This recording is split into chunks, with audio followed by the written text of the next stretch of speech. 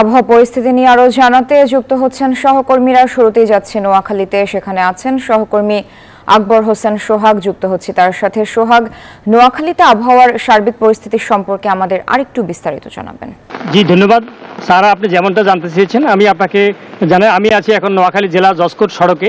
আসলে গত 24 ঘন্টায় নোয়াখালীতে টানা বৃষ্টির কারণে এখানে বিভিন্ন রাস্তাঘাট জলাবদ্ধতা সৃষ্টি হয়েছে, হাঁটু পরিমাণ পানি উঠে গেছে। আসলে আমি আপনাকে যদি বলি, জেলা প্রশাসক সড়ক, পুলিশ সুপার কার্যালয়ের সড়ক এবং জেলা জসকোট সড়ক, নোয়াখালী প্রেস ক্লাব সড়ক সহ মহিলা কলেজ সড়ক সহ আলপার্ক স্কুল সড়ক সহ বিভিন্ন স্কুলে সড়কগুলো হাঁটুর উপরে পানি উঠে গেছে। আসলে মানুষের দুর্ভোগ দেখা দিয়েছে। আসলে এখানে আমি জেলা জসকোটে আসা কয়েকজন বিচারপ্রার্থীর সাথে কথা বলছি, তারা আমাকে জানিয়েছেন এবং আইনজীবীরাও জানিয়েছেন যে এখানে খুবই কষ্ট হচ্ছে। এখানে বিচারপ্রার্থী যেসব লোকজন আছে তারাও আসতে কষ্ট হচ্ছে। তো এই বিষয়ে নোয়াখালী জেলা প্রশাসক পক্ষ থেকে, দুর্যোগ ব্যবস্থাপনা কমিটির পক্ষ থেকে একটি বিশেষ সভা করা হয়েছে। এই বিষয়ে আমি নোয়াখালী জেলা প্রশাসকের সাথে কথা বলছি। তিনি আমাকে জানিয়েছেন যে তারা এই বিষয়ে একটি জরুরি সভা করেছেন এবং এই জরুরি সভায় তারা সিদ্ধান্ত নিয়েছেন যে যারা নোয়াখালীর যে সকল জায়গায় বিভিন্ন স্থলে যেখানে যে সকল মানুষ বাড়িঘর যাদের বিধ্বস্ত হচ্ছে, যেখানে মানুষ পানিতে ডুবে গেছে, তাদেরকে ত্রাণ সামগ্রী এবং তাদেরকে খাদ্য সামগ্রী তারা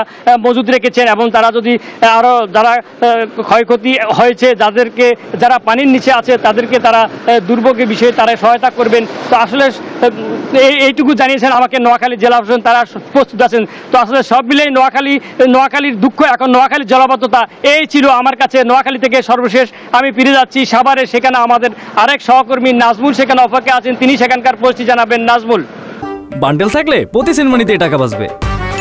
বিকাশ সেনমানি বান্ডেল কিনে জিতুন প্রতি লেনদেনে। আপনাকে ধন্যবাদ। আপনি যেমনটি নোয়াখালীর দিকে জানাচ্ছিলেন, এই মুহূর্তে রয়েছি ঢাকা টাঙ্গাইল মহাসড়কের বাইপাইল এবং আপনারা জানেন যে টানা 48 ঘন্টা বৃষ্টিতে কিন্তু যে ঢাকা টাঙ্গাইল মহাসড়কের যে প্রায় 2 কিলো কিন্তু যে সড়কের যে পিচ ঢালাই উঠে যাওয়ায় কিন্তু বড় বড় গর্ত সৃষ্টি হয়েছে। সেই গর্তের কারণে কিন্তু পানি জমে থাকায় আসলে গাড়িগুলি, যানবাহনগুলি আটকে পড়ছেন এবং আপনারা জানেন যে এই সড়কের বেহাল অবস্থা এখন এবং সড়কে যে বেহাল দুর্দশা, জনজীবন দুর্বিষহ হয়ে উঠে পড়েছেন এবং সড়কের যে পিচ উঠে যাওয়ায় অসংখ্য ছোট বড় খানাখন্দের সৃষ্টি হয়েছে এবং বৃষ্টির পানিতে যে এই সব গর্ত আর গভীরতার কারণে রাস্তার পিচ ঢালাই উঠে গিয়েছে এবং একই সঙ্গে যে পরিবহন পণ্যবাহী ট্রাক এবং ব্যক্তিগত যেসব গাড়ি, সেই গাড়িগুলো কিন্তু ভেঙে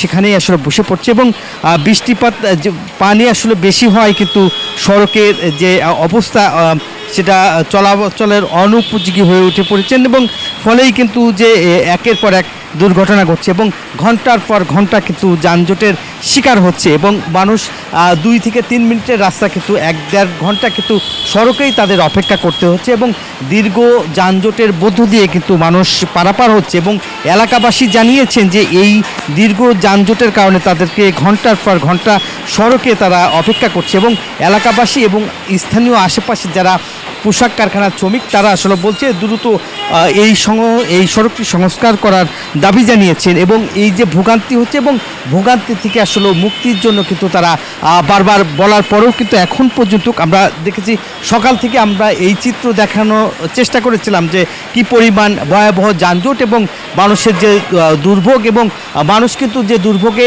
নির্দিষ্ট সময় মতো তারা তাদের যে কর্মস্থলে তারা যেতে পায় নাই এবং কর্মস্থল থেকে শেষ করে যে বাড়িতে যাবে তাও কিন্তু ঘন্টার পর ঘন্টা মহাসড়কে তাদেরকে থাকতে হচ্ছে। এই ছিল সারা আমার কাছে আশুলিয়ার বাইপেল থেকে সড়ক এবং জনদুর্ভোগের সর্বশেষ খবর।